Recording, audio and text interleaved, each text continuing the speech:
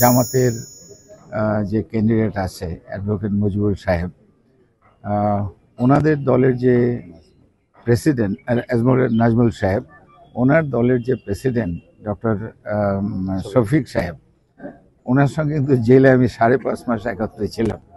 5.5 মাস আমি ওনার পিছনে নামাজ পড়েছি। I know him very well. অত্যন্ত ভালো লোক, অত্যন্ত জ্ঞানী লোক এবং খুবই ভালো ডাক্তার।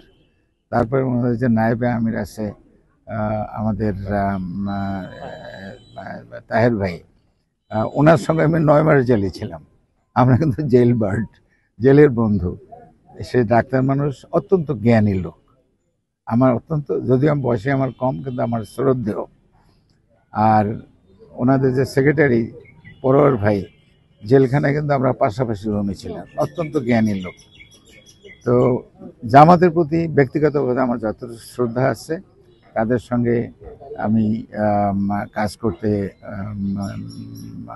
মানে স্বাচ্ছন্দ্য বোধ করি।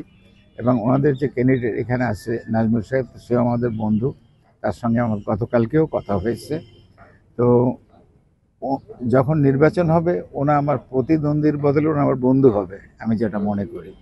আচ্ছা, তারপরে আমাদের যে ইসলামী আন্দোলন হাত পাখা চরমোনাইর, তো চরমোনাইর এর আগে ফজলুর রহমান সাহেব যে আমাদের পীর ছিলেন, উনি তো আমি তার অত্যন্ত স্নেহভাজন ছিলাম।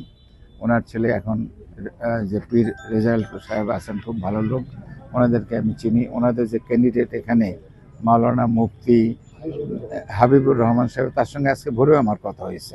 26 তারিখে তার সঙ্গে মিটিং আছে। He is a good friend.